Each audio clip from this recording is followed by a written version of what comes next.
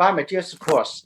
And today we continue talking about these basic things like some general use in clinical and in biomedical research for medical device, natural polymer based. So let me first share my screen and stop my reading and share screen.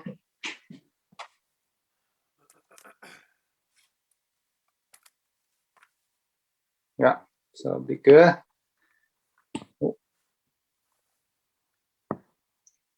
As we in the last lectures, generally a few materials we definitely need to be very important for us. Yeah, the gelatin is one of the most important. Second is cadmium. So cadmium, so we know I put here a slide. Yeah, I don't know.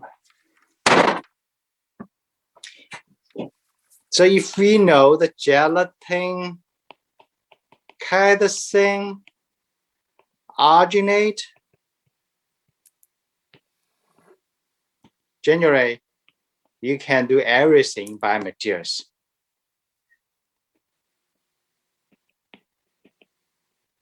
In tissue engineering. Why? I tell you why. Because the materials, first one, all biocompatible, biodegradable, and natural polymer.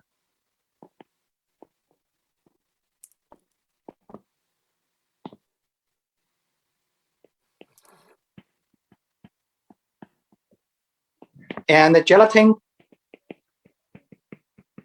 dissolved in water.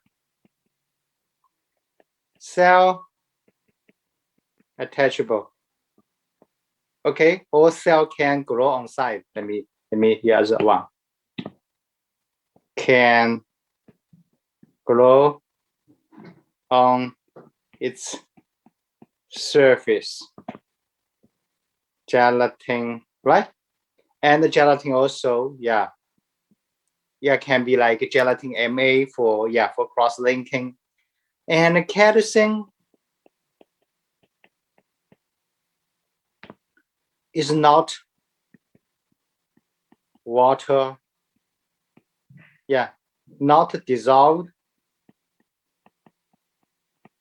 in water and dissolved in weak acidic, for example, the pH equals 6.5. That's interesting. Cadmium is not water dissolvable. Generally, if we want to make it a scaffold, we don't want water dissolvable. That means you need a cross-linker. So cadmium is good. Yeah, you need first then use acidic pH HCl, some for examples, to dissolve the cadmium. Then using water or base NOH to attune the cadmium in the solution, then become a hydrogel. Yeah. So another one's this one. Cadmium is also cell can grow on its surface.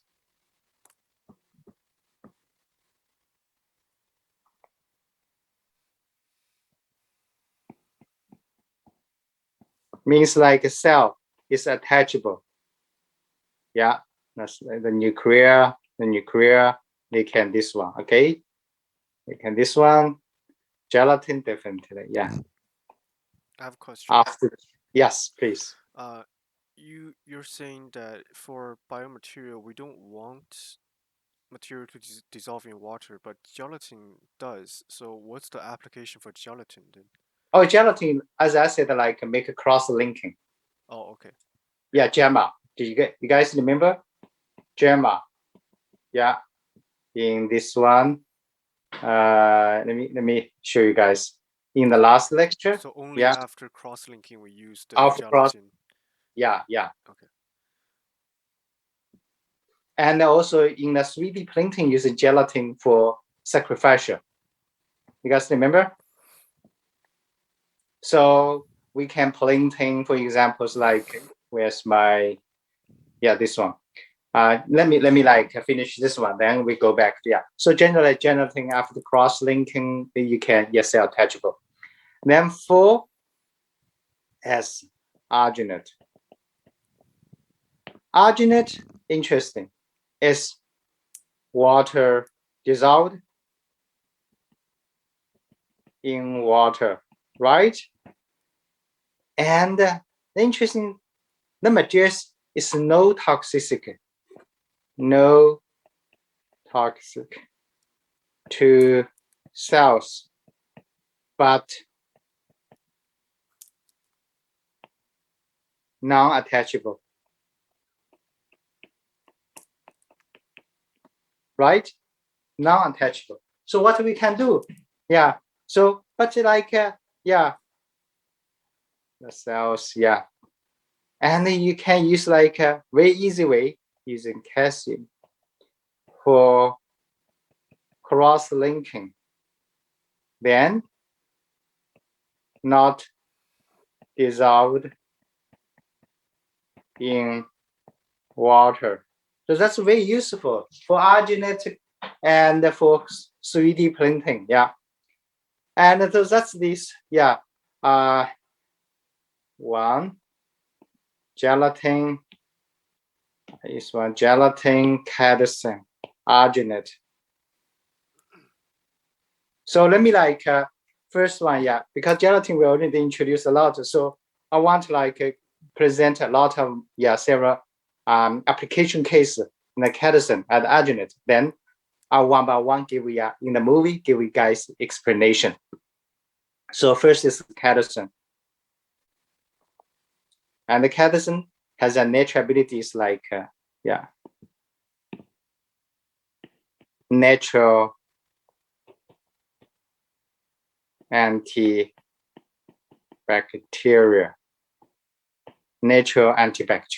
So that's like calcium is pretty good for wound dressing materials, also for the other tissues.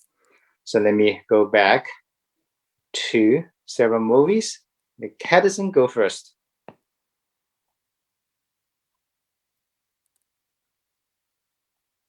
Can you see my screen? Yeah. Perfect. Catachan. It is a biopolymer produced from crustacean shells. So it's a such as lot crab, of calciums, like calcium generates from crab shell, you see, and shrimp shell and lobster shell. Actually, we first get the easy way, just using acetic to dissolve some inorganic materials. Then we can get chitin. After chitin, we can get calcium. So that's like generally, that's the first we get to the these resources and get to the shell. lobster. It was discovered in 1859 by Charles Marie Benjamin Roget while he was working with chemical properties of the base polymer chitin. Roget was primarily known for his correlation of physiology to microscopy. So first in one you see, anatomical structure. in the second one is like the discovered calcium while working with base property of chitin. So chitin is the original shell compounds. So after further like using NOH, some strong base to treatment the chitin, we can get the calcium. Since that discovery, the purposes for chitosan have been slowly discovered, and so has the methodologies to the production of the chitosan. Chitosan is produced from chitin, which is found in the shells of most everything. Crustacean exoskeletons, cells, bacterium, insects. Because they're rich for resources. It's the first one is a polysaccharide or carbohydrate. The chitin compounds is from this one, shellfish, west. So really, we have abundant kind of calcium resources in our nature environment. The materials has really good natural antibacterial property. And that's good for wound bandaging, wound healing, wound dressing materials, for for some other, for example, you might can we use for bone, for nerve, for heart, lots of. And USC with HCl. Yeah, in this one, in the shellfish, oh yeah, the Crustaceans have the shellfish, most plentiful yeah, amount of you will see like decalcification. That means we can use HCl, yeah, acidic materials to dissolve or to make a reaction with some CaCO3, then remove that inorganic materials. So left chitin. Then we use NOH. So we get chitin. Then LH is like USC. Chitin, there is like N, yeah, NHAC, for example, is like that part, yeah, it's like we can finally get like last the bottom in the left bottom with NH2, yeah, NOAC have been removed and we can get NH2. So that's based like use NOH to remove can get NH2. So NH2 we can, yeah, generally have some nature active bacterial, yeah, cure bacterial capability. and in particular shrimp and crab. Chitin is extracted from other binding materials and shells in a two-step process, deproteinization and demineralization, concepts that have been simplified to be conducted even in a 30-year-old high school lab. Deproteinization is the act of removing the binding proteins from around the chitin polymer. This is done by a rapid boil of shells in sodium hydroxide or drain cleaner at 85 degrees Celsius for 5 minutes. This breaks the protein bonds as well as other bonds, keeping the chitin in a solid state. The resulting product is then soaked in fairly concentrated hydrochloric acid descaler for 24 hours. This is the act of demineralization.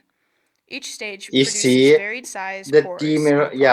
demineralization, a lot of carbon dioxide produced because HCl react with what? With the Cl calcium carbonate, CO3.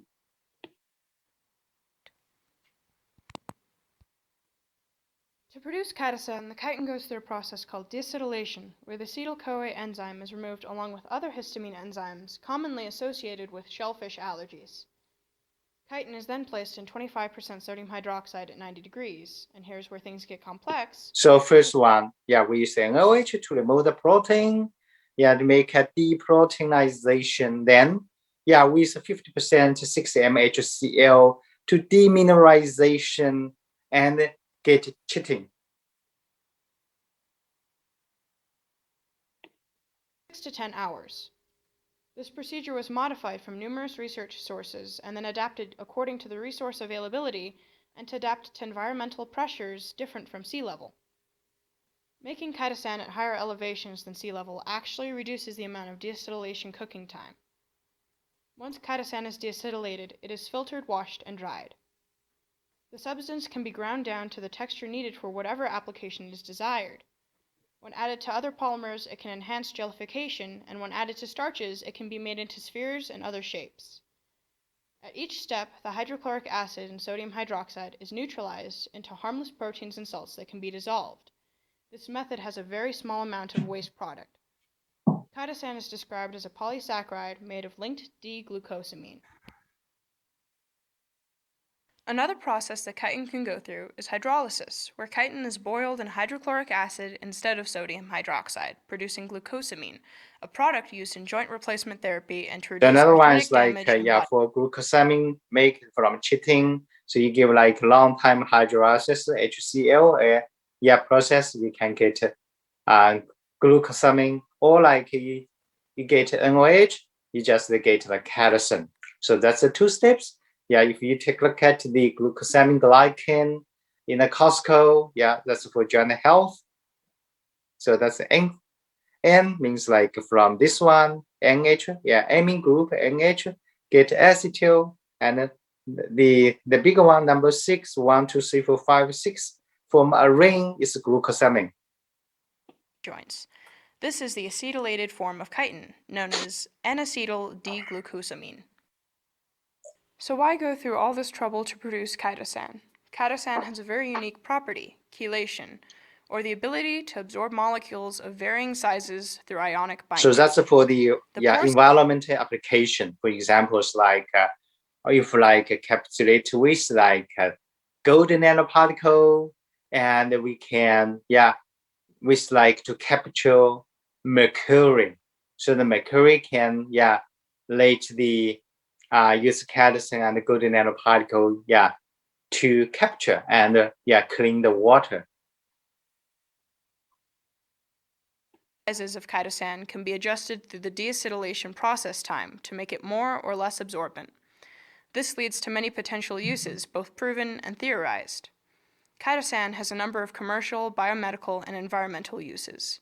Chitosan can be used in agriculture as a fertilizer, seed treatment, and biopesticide to reduce fungal infections, bark beetle infestations, and to reduce spoilage. In industry, it can be used in paints to reduce the amount of damage from scratching and other damages.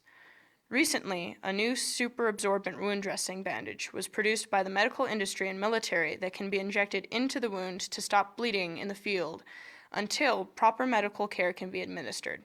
So that's the chitosan. In today's another lectures where we present like in the wound healing and whatever like tissue engineering application or like biomedical device. We always need to think about blood contact.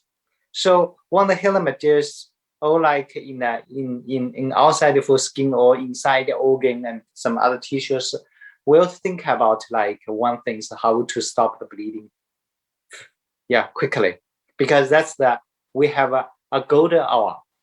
A golden hour means like in the first hour is very important. If like a hemorrhage patients, if we cannot get a chance to stop the bleeding in first hours, generates the probability for the patients we cause them die from the bleeding. So here's like one dressing materials have also been produced from chitosan, and drug delivery systems have been produced using chitosan as well.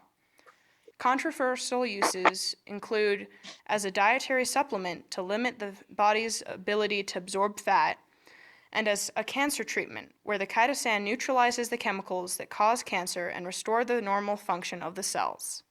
So that's the another applications like for cancer research. That's a lot of huge application. A major function of chitosan for many years has been as a water treatment filter to remove sediment and biological contaminants from drinking water, making it safe to drink. So that's another ones like chitosan, as we said, like you can be used to like get clean water or point of care the clean water device. And also has indications that it can remove heavy metals and oil from water sources.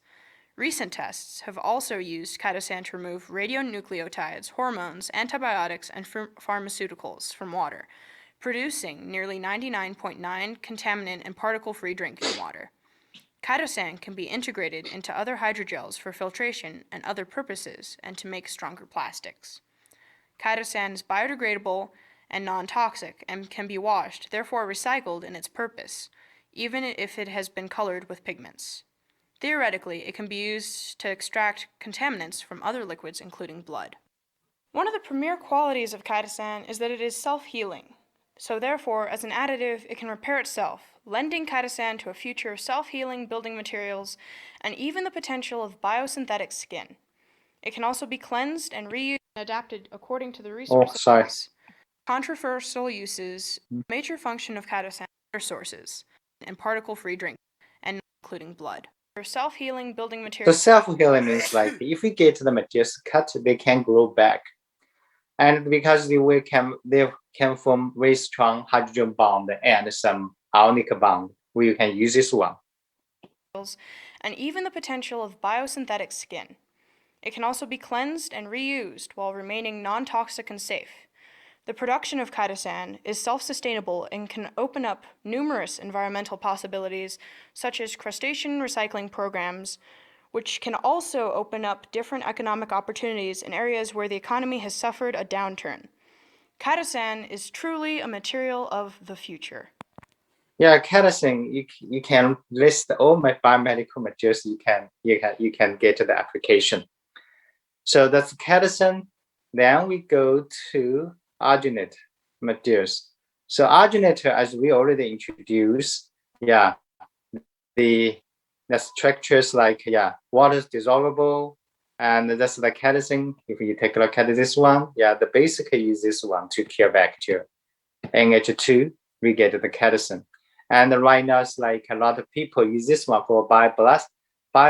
So we use this one to make, for my lab, we also make glass, okay, window. We can we can use this one kerosene based materials for glass and window. Yeah, and smart glass, smart window, we already like some very interesting results we already obtained from my graduate students. And so we go to the arginate. So arginate is here. We know like because this one a lot of OH group that's we can use in calcium for cross-linking, and we can use this one for cell capsulating, and the 3D printing is also very good, and the materials is non-cell attachable. But it's good, and we can use calcium, for examples like a calcium to make a physical cross-linking in 3D printing or some scaffold generation. So here's I want to present you guys is this picture. Arginate is here.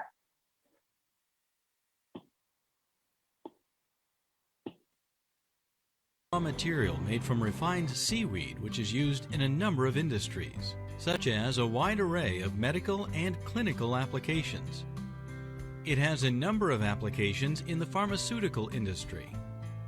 In the food and beverage industry, it is used as a thickener, softener, and binder. Alginate is also used for a large number of industrial applications, such as textiles, printing, and welding. In the leisure industry, it is used as a beauty treatment.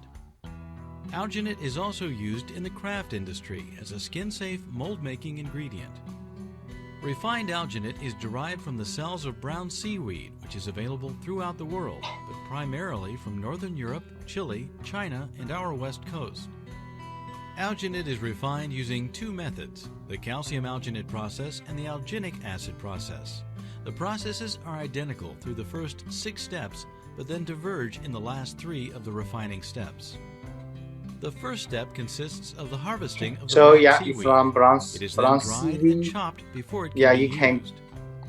You can get the original materials.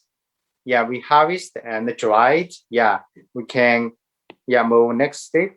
In the open sea using specially built ships or from seaweed farms which have developed to conserve our ocean environment.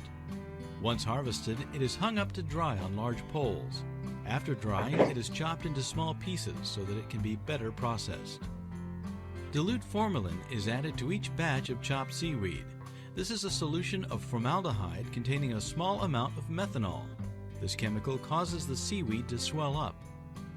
When the seaweed has swollen, so as I said, so one of the things like using like alcohol or methanol, organic things like because they cannot be dissolved, the seaweed, the original materials, and later swollen, and meanwhile it can remove some organic materials because some like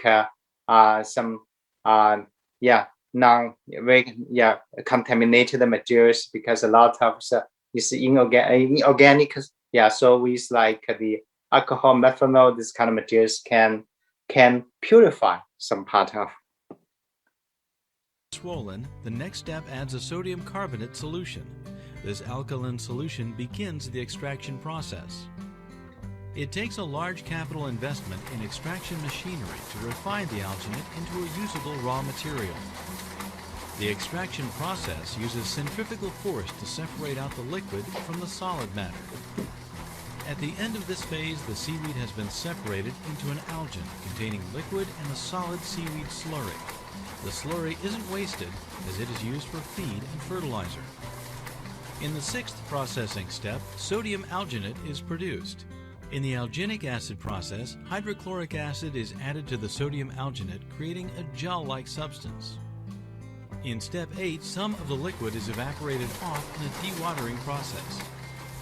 In the last step, sodium carbonate is added and the resulting mixture is heated to 50 to 95 Celsius to completely evaporate the liquid, leaving behind solidified alginate, which is ground to different finenesses depending on the customer needs. Final processing is the packaging of the refined alginate and loading it for export on trucks and cargo ships for distribution around the world. So you will see the Henderson and alginate. It's pretty easy to make it. To make it. And with like organic solvents. To remove some like to remove some organic contamination. And later the seaweed and the material swollen and using acidic or basic materials or NaCO3 to quickly get the arginic acid or arginate. That's it. So the cost is pretty good. It's very economical and easy to do. Even in each lab you can do very fast. Then I move to some topic.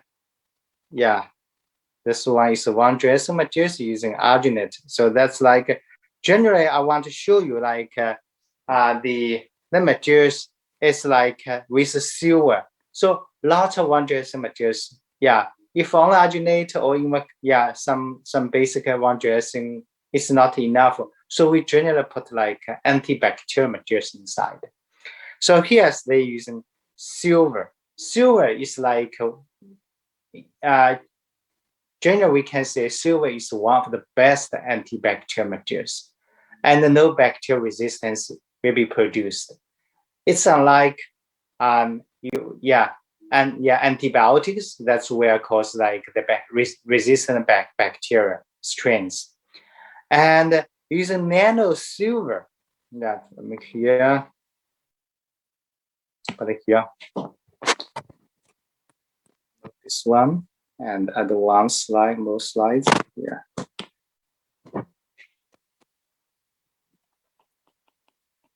Antibacterial materials. So one of the best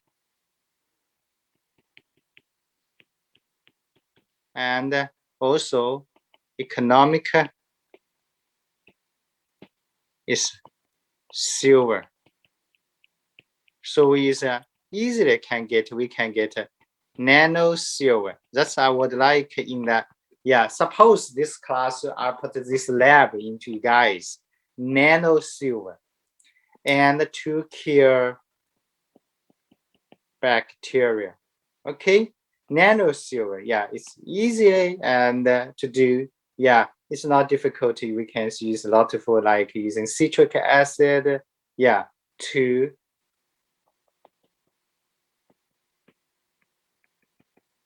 from lemon. You guys remember? To reduce the AgNO3, we can get silver nano particles. And once like you can nanoparticle silver can kill almost all kind of like rhinobacteria. So it's pretty good. And so here's the right kind of arginate. Make one dressing materials and coat it with nano silver. Where's the silver? To get like anti-infection wound dressing. Any question for this one?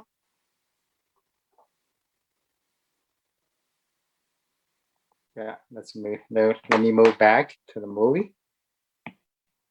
So this one is like a marketing leading a silver alginate fiber. Yeah. Is a market-leading silver alginate fiber made of calcium alginate, reinforcing You cellulose see, fibers and silver we use ions. calcium to do what? We first get the alginate fiber alginate materials and using calcium to make a cross-link, non-water soluble. And the cellulose one, as we already in the last lecture, cellulose mechanical strength is pretty good. That's one thing. And another ones, they have cellulose can have very nice or great water absorption capability. Now what does it mean? They can absorb blood efficiently. Yeah, so that's a silver calcium or silver some other net. You have nano silver. This one is a silver ions. Yeah, that yes, very similar. Okay. Allowing for easy removal from the wound bed. When applied to a wound, the dressing responds by forming a gel on contact, absorbing the exudate and retaining it in its network of gelling fibers. The soft, conformable alginate fibers micro-contours the wound bed. The gel traps bacteria and microbes, reducing contamination within the area.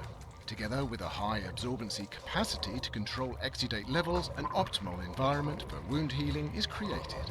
To restore bacterial balance and eliminate any infection, silver ions present in Pluto AG are released to fight off harmful bacteria, effective against gram-positive and negative bacteria, such as E. coli and MRSA. When removing the dressing, the uniquely patented design of Pluto AG makes its wet strength one of So the that's highest the in the several wound care things. market, One is which like allows for an yeah, we after like yeah, 1 day or maybe like a few more days sometimes based on the liquid, how much liquid have been absorbed. So some secret things. So one thing's like when peel off from the wound bed, the dressing materials should be non-attachable or non-adhesible. Otherwise, the patients will feel extremely painful. This really hurts the skin of the patient. Yeah. So that's like one of the allure during your design. For wound dressing, this on the skin, on the surface, on the top agent, one thing is like remove the wound dressing materials easily, will not cause any painful. Second, can keep the water, humidity. What I mean, generally we need a wet environment to promote wound healing on the skin. So if the materials quickly dry, that's not good. Yeah, we want a wound dressing materials keep a long time wet. wound care market, which allows for an intact removal from the wound bed without residue. Together with aiding healing, this also results in improved patient comfort. At SFM, we are committed to delivering lasting and far-reaching changes to patient care, but also to the world in which we live. As such, we're committed to our ethical and sustainable production standards and following the 3R philosophy. Reduce, recycle, and reuse. For example, our reinforced alginate dressings are made entirely without the need for any fossil fuel derivatives, instead using a sustainable and renewable source of algae. The discarded silver is recycled to make products such as solar panels or jewellery. Finally, all the wastewater from our manufacturing plant is filtered, sent to steam turbines and used in the heating of local properties, going further every day to make positive changes in healthcare and beyond. Pluto AG is a soft, conformable and highly absorbent dressing, suitable for moderately to highly exuding superficial or deep wounds. Designed and manufactured with the ultimate aim. So that's of improving like patient one of care the and products. Yeah, they're using cellulose as a reinforced phase, arginate fibers cross-linking with calcium and silver, nano-silver or silver ions for antibacterial design. So that's the arginate. Then, as we introduced before, like the topical application that for the current marketing hemostatic, because that's the high value added product is to stop bleeding. It is important for the perioperative RN to consider each of these questions and use critical thinking skills to provide optimal outcomes for each So first patient. one is the coagulation Now, cascade. let's How briefly to review the mechanism the stop normal bleeding. coagulation or clotting cascade. The coagulation cascade is a series of steps that can begin with the activation of the intrinsic, originated entirely within the blood system, or the extrinsic, originating from outside of the blood system, pathways of coagulation, and proceeds through a common pathway to form a fibrin clot. Each step involves zymogen activation. The activated zymogen catalyzes the activation of the next step in the cascade. The intrinsic pathways. During normal blood flow, there are coagulation proteins that circulate in the blood but are not activated. Blood flows briskly and moves these proteins through the vessels. The lining of the blood vessels, known as the endothelium, does not contain thrombogenic tissue factor or collagen. All of these activities promote blood flow, not coagulation. When an injury occurs within the blood vessel, the coagulation processes are activated in a series of steps in combination with calcium. The activation of factor 10 is the end of the intrinsic pathway and the initiation of the common pathway. So the purpose, like surgery.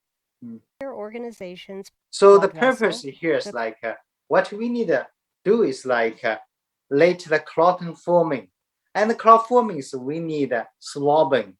Swabbing then form the lots of fiber.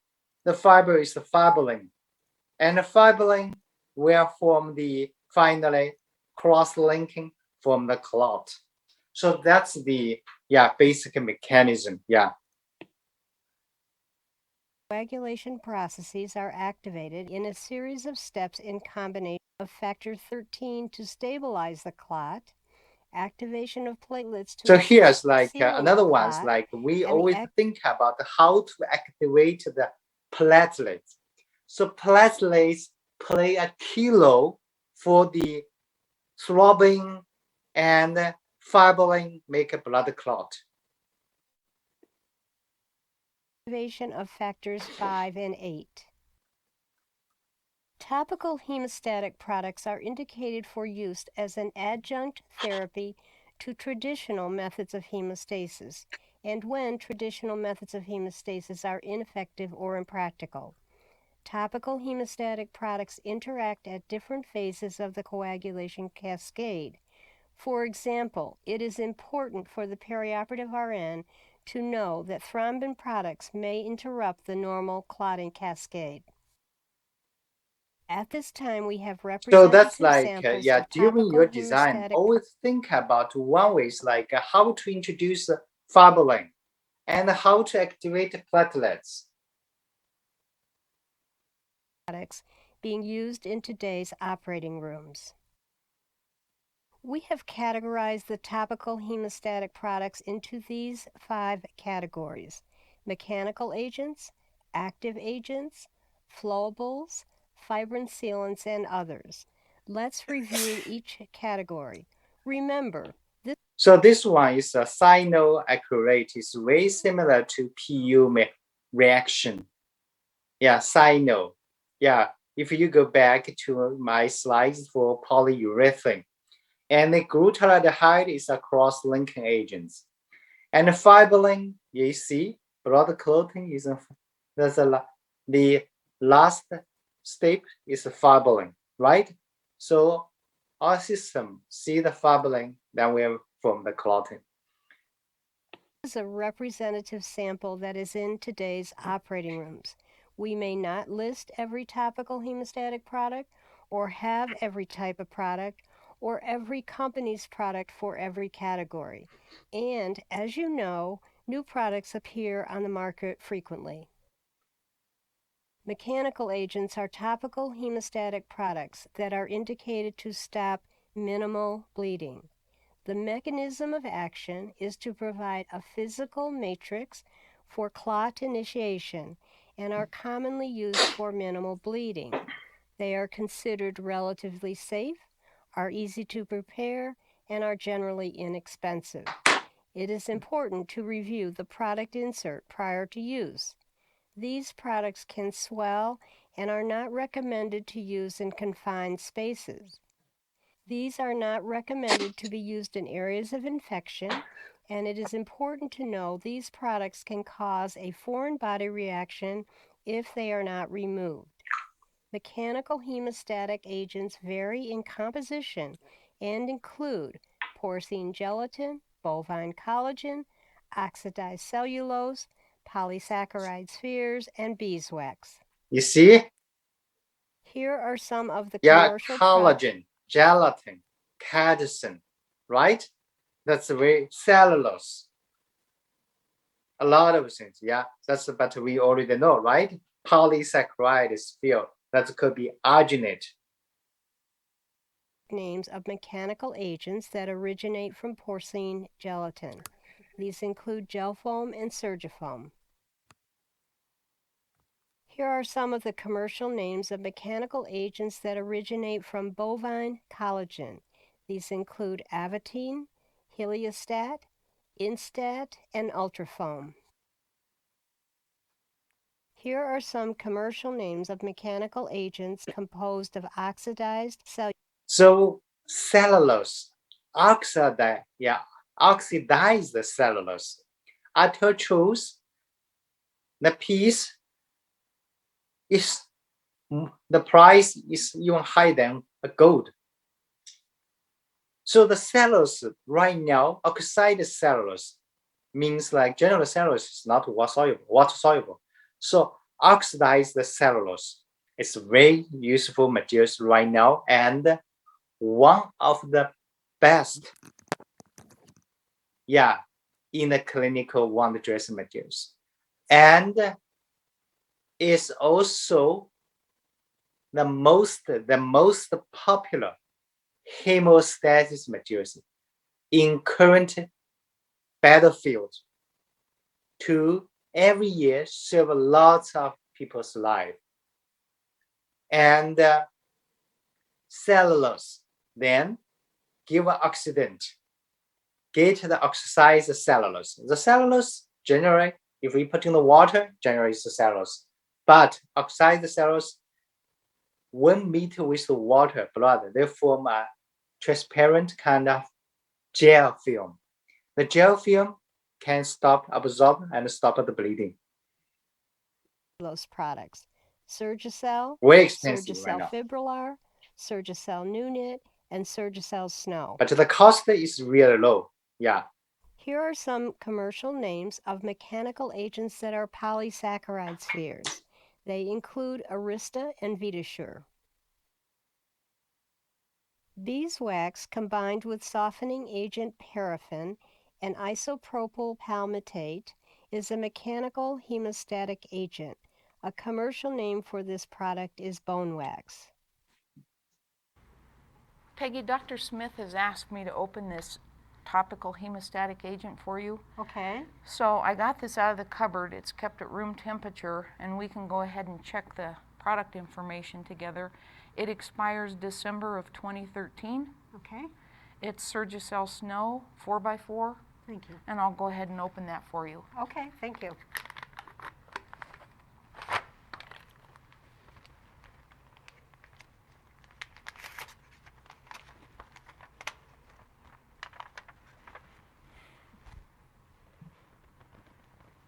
I know Dr. Smith likes these in postage stamp size pieces, so I'm going to cut them into those now. So make a sponge-like Peggy, Dr. dressing materials. Smith has asked for this Arista, Okay. and this is the applicator. Here's the expiration date, August of 2013. Okay.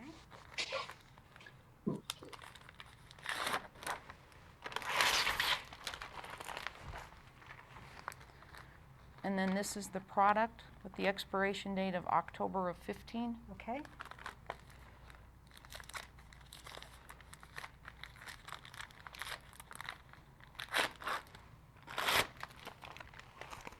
Dr. Smith, are you ready to use the product?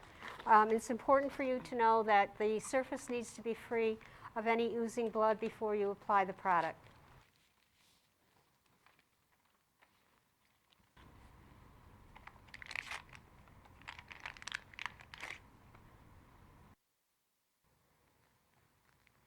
Dr. Smith, the product is ready to use. Remember, this is a powder. Yeah, so that's the polysaccharide Immediately powder. apply a liberal amount of Arista AH at the site of bleeding. Quickly apply wound-appropriate direct pressure over the treated site. If bleeding or oozing continues, remove excess Arista AH and reapply. If any material, such as the surgical glove or sponge, adheres to the newly formed clot, irrigate the material with saline and carefully remove it from the treated site. So that's the one of the few cases to how to make application. And then, because that's the biomaterials course, as we said, for your some project is like here's one example is like elastic ship memory materials. Yeah, you can use for robot or for example, so for the stand. This face is made of a rubbery liquid crystal elastomer that responds to heat. So that's a When warmed temperature to about 80 sensitive ship degrees memory. Celsius, the material loses its shape and relaxes into a flat sheet. When cooled, the material pops back into shape. To make this shapeshifter, chemists at Rice University had to strike a balance between the stiffness and flexibility of each form. Liquid crystal elastomers are made of liquid crystal molecules embedded in a stretchy polymer. At high temperatures, the liquid crystals become disordered and the material relaxes, but when cooled, the liquid crystals take on a specific orientation programmed into the material by the researchers. This orientation holds the material in a specific shape. Researchers often program shapes into the material by patterning the liquid crystals with a template, but that process requires complicated calculations to determine what crystal orientations would produce a desired shape. The Rice University team wanted a simpler way to make complex, reversible shapes, so they turned to an existing two-step polymerization reaction for making liquid crystal elastomers. To carry out the reaction, researchers mix up a batch of liquid crystal molecules and monomers, which react and form crosslinks. This first stage creates the flat shape the material will adopt. The basic for here is the cross-linking is like HS group in the left they are full HSH group, that's for as a cross-linking. And with liquid crystal molecules, they can randomly then to organize the pattern. Then they mold the material into a second shape and cure it under ultraviolet light to officially set the liquid crystal orientation. The liquid crystals will remember that second shape and return to it at room temperature. No template required. When testing out materials for their shapeshifters, the researchers realized that if the polymer is too soft, the shape won't hold, too stiff, and it won't return to a flat sheet when heated.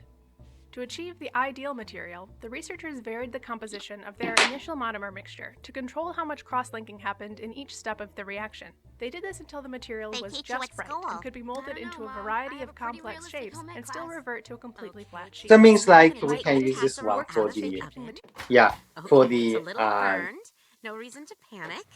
For the ship memory stand and robot and lots of other applications. I think that's today's lecture, and I believe you already I saw you guys submitted your midterm yesterday. So and by the way, it's like this afternoon we will not have a tutorial, but I will release a new homework for discussing in next week. Any question? So this week, this afternoon, no tutorial. Okay. So if no questions, class is over. Thank you guys. Have a nice weekend.